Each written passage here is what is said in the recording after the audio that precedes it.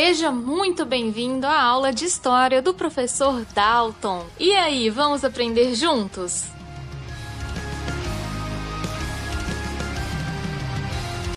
Bom dia, boa tarde, boa noite, começando mais uma aula de História. Sim, eu, professor Dalton, vamos lá. Temos muito a falar hoje. Mentira, esse slide vai ser um pouquinho mais curto que as outras aulas.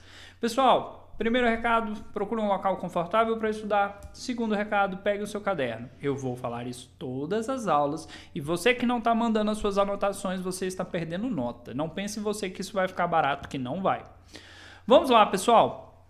Quando nós falamos das revoltas sociais que aconteceram no Brasil, lá na República Velha, a gente não pode deixar de falar da revolta da vacina. Aí você fica pensando, professor, como que alguém se revolta contra a vacina?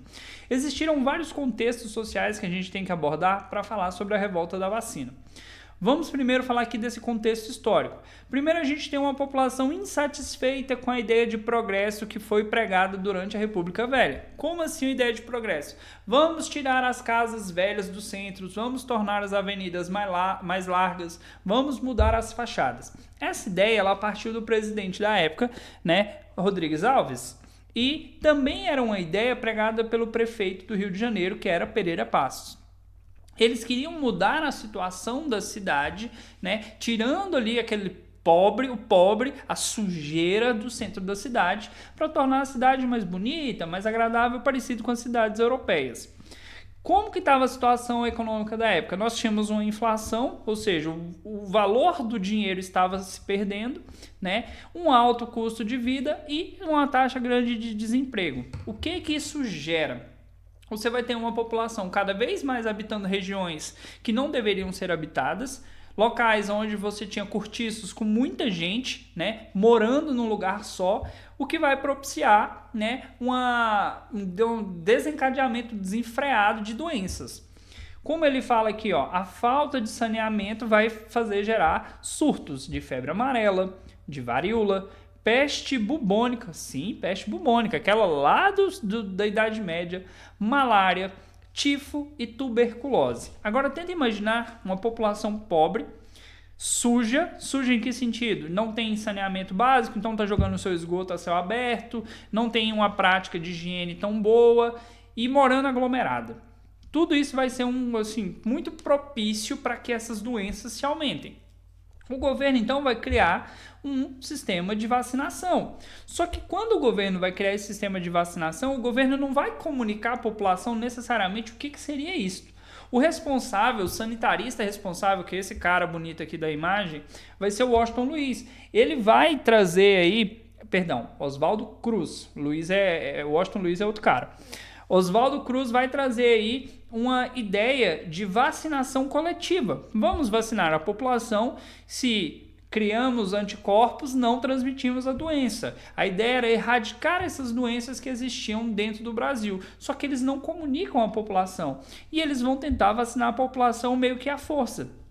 Aí entra aqui essa questão, A população ignorante quanto aos efeitos da vacina, não sabia o que a vacina ia gerar e tudo mais, apesar do governo dizer que é obrigatório e é para salvar a saúde pública, e com uma moral resistente à exposição da parte do corpo, ou seja, de mostrar a popinha da bunda aqui, que hoje a maioria faz sem muito esforço para vacinar, vai gerar aí um conflito. A população não aceita ser vacinada, o governo diz que a vacinação é obrigatória, o povo fala quero ver quem vai me vacinar e a gente vai ter um conflito aí nas ruas e avenidas cariocas.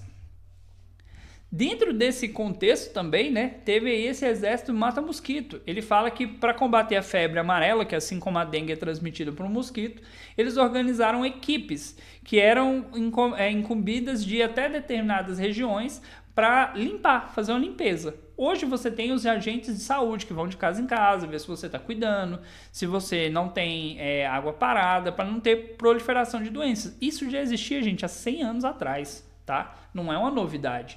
Outro problema também relacionado à peste bubônica é a questão do rato. Que o que transmite a peste bubônica é o rato infectado, mas não é o rato que vai picar a pessoa, é a pulga do rato. Então, o governo chegou aqui a comprar ratos Quem fosse lá e capturasse vários ratos, levava lá e recebia um dinheirinho por esses ratos. Então, de um lado, você tem o governo tentando limpar a cidade, literalmente, eliminando mosquito, eliminando rato, vacinando as pessoas. E do outro lado, você tem a população pensando que está sendo exterminada. Pensa, as casas estavam sendo derrubadas, eles estavam sendo expulsos do centro, eles estavam sendo obrigados a ter um negócio injetado neles, eles não sabiam o que eram, né? Olha um problema, falta de comunicação.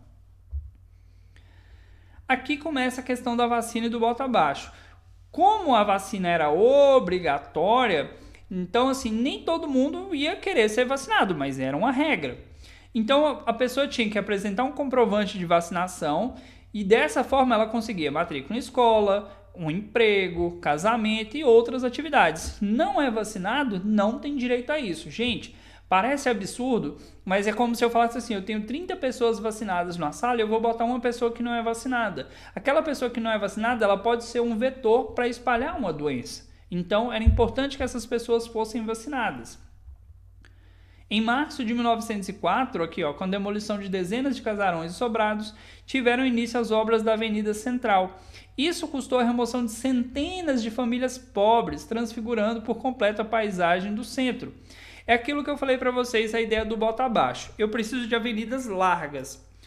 Nessa foto ele mostra que existiam casarões. Nessa aqui você já vê que tem uma avenida. Da onde que brotou essa avenida? Não brotou. Eles tiraram casas, tiraram cortiços e várias outras coisas que eram de pessoas de uma classe mais pobre para tornar o Rio de Janeiro uma cidade mais bonita. Hoje, se você for, você vai ver de fato essas avenidas largas, prédios, construções ainda bem antigas, mas assim, luxuosas, bem diferentes do que era o Rio de Janeiro há 200 anos atrás, lá no início do Império. O desenrolar da revolta. A satisfação popular tomou forma de protesto. Os confrontos que se iniciaram a partir da prisão de um estudante numa manifestação do Largo do Rio São Francisco, em pouco tempo se generalizaram, opondo os populares às forças policiais. Vamos lá. O governo vai ter que vacinar a população. Querendo ou não, ele está determinado, ele vai vacinar. Oswaldo Cruz fala, olha, a gente só vai ter uma população livre de doenças se eles forem vacinados. A ideia dele foi boa e ele mudou o Brasil, de uma certa forma. O problema foi a execução. Conforme o povo ia sendo vacinado à força, isso começou a gerar revolta nas pessoas. E pessoas passaram a ser presas. Se você se revolta contra o governo, contra a polícia, amigo, você vai ser preso. Então a gente tem todo um contexto aí que gerou um conflito social. As cargas de cavalaria tentavam a todo custo conter a insatisfação dos amotinados. Em poucos dias, os conflitos atingiam diversos bairros pela cidade. As áreas compreendidas entre o Largo de São Francisco e a Praça Tiradentes converteram-se em verdadeiros campos de batalha. Tudo isso para não ser vacinado. Complexo, não? Aqui ele fala sobre o desfecho. Em 16 de novembro de 1904, a polícia conseguiu resolver o problema, acabou aí a revolta. Olha isso aqui. Cerca de 110 feridos e 30 pessoas mortas para não ser vacinado. O governo estava tentando salvar as pessoas. Olha o medo que as pessoas tinham por falta de informação. A ação policial resultou na prisão de 945 pessoas presas, sendo que dessas 461 foram deportadas para o Acre. O Acre é um dos estados assim, mais afastados, se você for pensar no nosso país. É o que a gente tem menos informação, o que a gente estuda menos é sobre o Acre. E por não ser uma região tão habitada na época, a região norte do nosso país, pessoas que cometiam alguns crimes contra o governo poderiam ser mandadas para essa região. Sim, região norte. Até hoje, a densidade popular é a menor de todo o país, a menor é na região norte. Ao reassumir o controle da situação, o processo de vacinação foi reiniciado, tendo a varíola em pouco tempo sido erradicada da capital. Só para vocês terem ideia, eles pegavam as pessoas na rua, levavam para as delegacias, é isso mesmo, e vacinava à força, obrigado, rebentava assim, o cós da calça para vacinar as pessoas. Resultou em uma extinção da varíola, né? Você pode pensar aí, varíola, nunca nem ouvi falar dessa doença, professor. Exatamente, ela foi erradicada. Por quê? Porque as pessoas foram vacinadas. Estamos passando por um período de pandemia. Se toda a população for vacinada, toda a população gerar anticorpos, a gente pode ter a erradicação de uma doença. É mais ou menos assim que funciona. O problema é que de tempos em tempos aparece uma galera que fala que vacina gera problemas e vacina é loucura. Gente, não vou entrar nesse mérito, mas por favor, né? Vamos estudar.